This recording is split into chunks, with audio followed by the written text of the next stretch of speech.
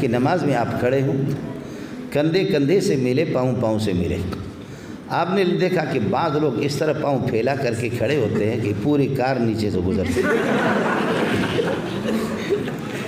आपको मसला समझाएं? पूरी कार ये है कि नीचे से वो गुज़र सकती है।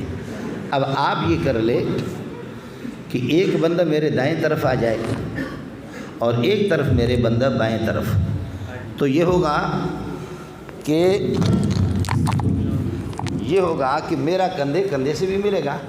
पाँव ये कि 10 उंगलियों का फासला पाँव के दरमियान में हो, और इस हदीस पर भी, लेकिन पाँव को पाँव से मिलाना नहीं है बल्कि बिल मुकाबिल लाना है, कंधे कंधे से मिले।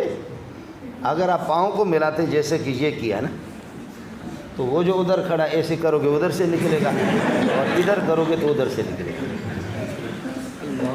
आपको बात समझ में आ गई नहीं आ गई?